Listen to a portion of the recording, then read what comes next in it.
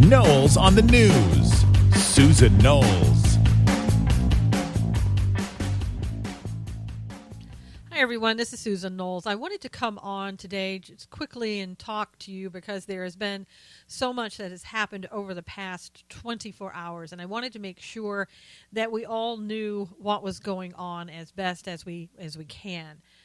Let me start out first. I think you need a little background on things that you're not being told in the news because I think they're pertinent as to what's happening right here in the United States. And you'll never be told of this connection. And in some cases, maybe there isn't a connection, but it's adding to the chaos that is currently happening in the United States and around the world. You may recall that last week, Netanyahu told Syria that there's going to be a downpour, basically coming, of gunfire, of shellings, of bombings, whatever the case may be. If you continue to lob missiles into Golan Heights, essentially there's going to be trouble and you're going to pay for it. And they're going to come down on Syria with everything that they have, and it's going to be not the same type of fire that they return, like the same amount or the same proportion, but it's going to be a downpour. Now, anybody who follows biblical prophecy, that looks like, it sounds like Isaiah 17, where Damascus is completely destroyed. I'm not saying that it is, but I'm saying it sounds like that, okay? So then we move on to something else that happened just the day before yesterday. And that is there was a U.S.-led coalition into Syria that were making airstrikes. And I guess as a mistake, according to the United States, we struck Syrian troops and killed them, and that's not who we were aiming for. And, of course, naturally, Syria is upset by that. I'm sure Russia is upset by that. And now this ceasefire agreement that supposedly we had arranged is in doubt, according to Putin. Not surprising. So let's fast forward on to yesterday. In New Jersey is where it all started. There was it looks like a trash can that was basically that exploded. And it was right shortly thereafter the start of a United States Marine charity function is the way I understand it. And I was watching a lot of tweets that came out on Twitter about how people were sort of in their homes. They were scared. They didn't know what was going on. Luckily people were late in starting the race, so there wasn't anybody there, that type of thing. So I don't believe in that incident that anybody was hurt or killed, but it's hard to say. But last account that I had, everybody was fine. So everybody just sort of looked at that as, well, could be terrorism, not really sure, maybe isolated, and it wasn't a very big impact, so no one really gave it too much thought, especially in the news. I don't recall seeing anything in the news about that when it happened, and shortly thereafter. I saw, as I said, on Twitter, people were talking about it, and that's about it. And even the pictures that came from it were on Twitter. Now, fast forward until last night. There was a function with Obama and Clinton, as I understand it, where Obama just danced the night away with Mrs. Obama, and it was just a function to basically tell everybody, please, I'm begging you, please vote for Hillary, that type of thing. So in the meantime, while that's happening, there are occurrences going on in New York. Number one, there was an explosion, and as of last count, 29 people were injured, and they found a second IED in the form of a pressure cooker, same type of thing they had in the Boston bombing, and that was set to go off, but they found that one before it went off. Thank God. So here's a couple of things that I found very ironic and unnerving, to say the least. When this news was breaking about the explosion that went off in New York, it wasn't breaking on the national news channels. No, not at all. What was happening is that, again, Twitter, Periscope, people who, just like you and me, are out there sending pictures back of what's happening.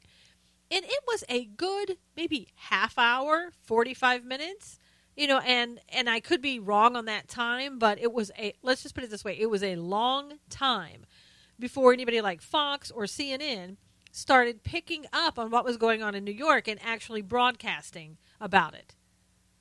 And there were other people on social media were saying the same things, like, well, I mean, all of this is happening and I see this, but where's the news? Why aren't they saying anything? Yeah, exactly. Why aren't they saying anything? And again, it was such a long time, and it was very obvious that they weren't coming out and saying anything. It was no interruption of anything, no breaking news. It was like, oh, okay, we'll get there when we get there type thing.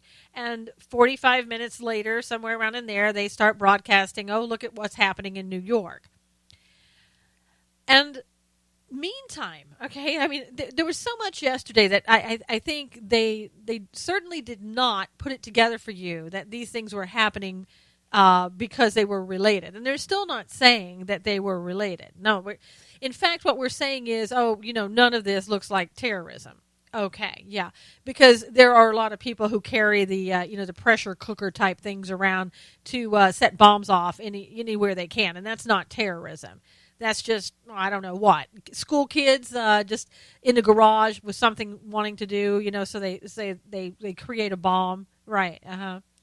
Yeah, and that's what they would have you and me believe. And even here comes de Blasio last night. Oh, there's no indication that this was terrorism. Okay, well, I hate to tell you this, Mr. de Blasio and anybody else who talks like this. I don't care if it was ISIS, homegrown, or anybody else that did this in New York and in New Jersey. That's called terrorism. When you terrorize people, when you make them afraid, when you try to kill them, that's terrorism. And you can put any type of spin that you want on it, but it's still the same, terrorism. But they don't want to say that. They want to just act like, oh, this isolated incident, just so happened 29 people. It's not a whole bunch of people. Just 29 people got injured in New York. Nothing to see here. Just move on. No, not buying it. And as I said, in the meantime, here's what's happening. There's stabbings going on at a mall in Minnesota. And we don't even cover that on the news. I mean, they didn't interrupt the New York dialogue that they had going on to say, we interrupt this current programming to bring you more breaking news that is occurring right now in Minnesota. And I don't think very many people even know what happened in Minnesota because, again, no one was talking about it. Now, it was pretty frightening information. And, again, I was getting it from social media, not from the news. And I get up this morning to hearing this or seeing this from Reuters. Islamic State supporter behind the Minnesota stabbings. Okay, pure and simple. Basically, and let me just kind of read a few things it says here. An Islamic State supporter carried out the stabbing attack that wounded at least 8 people at a mall in the United States state of Minnesota on Saturday, the militant group's Amok News agency said.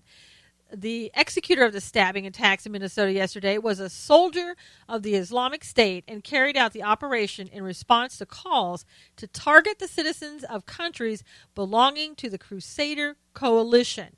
Now, I'm assuming that they're talking about the coalition that went into Syria that with the United States that killed Syrian troops that they weren't supposed to kill.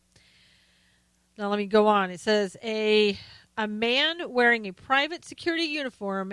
Now, get that. A private security uniform and armed with at least one knife stabbed 8 people at the Crossroads Center Mall before he was shot dead by an off-duty police officer. So, here we go. We have somebody who's dressed in a private security uniform carrying out orders or whatever from the Islamic State. Who knows if it said there. They were basically doing that in response to the coalition. Sounds like it was very much related and linked to what ISIS was telling their supporters to do. So what does this mean for you and me? What it means for you and me is that we are under attack. They don't want you to know that. They don't want to say that to you. And I'm not sitting here talking as a conspiracy theorist. I'm sitting here telling you that you and I need to put 2 and 2 together to know that our lives are in danger. We're supposed to just remain calm and believe people like de Blasio, like, oh, nothing to see here, just move along. Just a pressure cooker bomb like the one in Boston bombing, but don't worry about it. And that thing in New Jersey, there's no need for you to panic. There's nothing here to say that it's terrorism. And Minnesota, oh, really? Did something happen in Minnesota? I wasn't aware of it. I mean, the news didn't pick up on it. So obviously it's not important. Yeah. No, you need to be aware, and you need to know that more of this is going to happen. And I really feel that just all-out attacks are really going to start, and they're going to get huge. It's going to be bigger than somebody going and blowing up a trash can in New Jersey, or even somebody who is, I think they escalated it in New York. And I think it'll even be bigger than what's occurring in Minnesota. These people are being more and more emboldened because, what are we doing? We do nothing, meaning the administration. We give money away to Iran so that they have money to, harm us and any other country that they feel like, Israel being one. And what do? We just sit back and go, gosh, sorry about that. Sorry about what happened in Syria. I've got a ball to attend, I've got to dance with my wife, and I've got to go play golf, so I really can't be bothered with all this, but I'll just catch it all on the news. And let me just say, don't worry, be happy. And if all of that wasn't bad enough, and it was, I mean, all of this is horrendous. And people today, instead of sitting and watching football and acting like nothing is happening, you should be preparing yourself for what's coming as best as we can. And know that you are not going to be told the truth by the mainstream media. I think if you don't know that by now, you're never going to learn that. They're keeping things from us that they don't want us to know, period. And that is very obvious to a lot of people, not just to me. But on Fox News last night, and I can't remember the guy's name because it was very late. There was so much happening. I just remember his first name was Stephen. I think he may have been either a former police officer or somehow connected with the police force, but I'm not sure. But this guy starts talking about what happened in New York and then immediately goes into a talk of, perhaps we need to start giving up some of our constitutional rights so that people like this can't do, like ISIS or terrorism, the different terrorists, they can't do things like they're doing in New York right now, that they won't be able to. So let me just tell you what this means. So let me start by giving you a little historical background. Okay, already you and I know that our First Amendment rights are so far gone, really. So far under attack. Forget about the religious freedoms. We know those are being erased every single day. But let's talk about political correctness. We're to the point where we can't say anything because it's not politically correct, and there's becoming less and less an ability to have free speech because it's just not allowed. The groups that don't think the same way that we do, and the people, mostly those on the left, or the progressive left, don't want us to say what the truth is. So that's being taken away from us. Every time there's a shooting, we have this administration and others coming out and saying, "Oh, we need to. Gosh, we're not gonna take your guns away from you. Wink, wink. Don't be afraid. Don't be a conspiracy theorist. All we want to do is stop the killing. So we're going to." I don't know, let's not use the word infringe because it's unconstitutional, but we're going to change some things. Let's put that, because I'm all about hope and change, right? Isn't he all about hope and change? So let's just change some things in regards to the gun laws, and you'll never notice the difference, although you will because you won't be able to use your guns anymore. In California, already our magazines are lowered down to some ungodly number that, after a while we're going to have like one bullet like Barney Fife is all we can do. And then that bullet probably can't be an actual bullet, because God forbid that you hurt someone that is trying to kill you. So that's happening. And so this ridiculous guy named Stephen last night on Fox News starts wanting to take away now your Fourth Amendment rights. What he's basically saying is he wants to allow the government or the police, anybody associated with the government, allow them to go in and do these searches without having to get a warrant, or do these searches maybe proactively, ahead of time. Not that there's anything going on as in an active shooting, but we're just going to go and check things out just in the event they are going to happen sometime, in the future, somewhere, sometime. If you fall for that, you are a fool. Let me just tell you. Because, again, your First Amendment rights are practically gone. They're after our Second Amendment rights, and now they're coming for the Fourth Amendment rights. If that happens, meaning that right now the government cannot come in and do an unreasonable search and seizure on you, and that means NSA shouldn't be doing what they're doing and listening without a warrant or anything of that nature. But if you give police officers the right to come in, or any federal agencies the right to come in ahead of time because they think maybe there's going to be an attack somewhere and they just want to check it out and all that, you have given up all of your freedoms. I mean, seriously. If you do that, this isn't America anymore. We're at the brink right now where this isn't America anymore. And if you give up any more of your constitutional rights under the guise that this is what you need to do in order to stay safe, then you might as well go and live in a communist country, because that's where you're at in that event. I mean, we have these amendments for a reason. People before the Fourth Amendment were beaten into confessing. I mean, is this what you want? Do you want to go back to a time when you're going to have to do anything that the government tells you to do? They're allowed to search anything that they want to.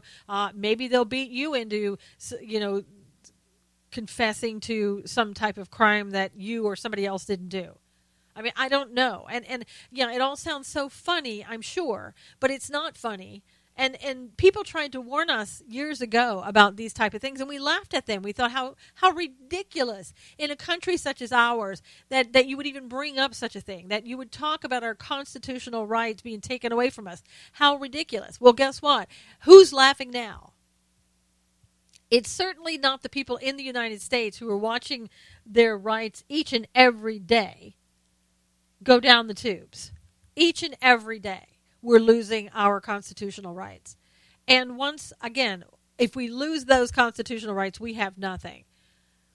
So what do we do at this point? Well, as I said earlier, you need to stop watching football. You need to stop worrying so much about the election. While it's important, it's not your sole focus and where it should be. You should be looking at things like this. You should be watching social media. I mean, seriously, if some of these things, if you're not watching and looking at social media, you're never going to know any of this is happening. I mean, how many of you out there listening right now know anything about what's happening in Israel? We haven't been told anything. It may be a quick little blurb, if anything, and then they move on. And it's that way with almost everything in the news now. Unless they want your attention on a certain aspect in the news, you're not going to hear about the other news. You're going to have to do your own research, and then you're going to have to prepare yourself for what's coming. And I don't know what's coming. I don't have a crystal ball. I don't. I wish I did. But you can tell from what happened last night and what is going to continue to happen that we are in a serious position here. We're in serious trouble. And anybody who has any common sense at all, and I know you do, you feel the same way like I do. This is only going to get worse. And we're not going to be told what's going on. You need to stay vigilant. You need to warn friends about what's going on and tell them what's happening in the news, because they're not going to know. And then you need to turn off the TV and start doing something. Start preparing. Start being a watchman. Start being a voice. Until next time, it's Susan Knowles with Knowles on the News.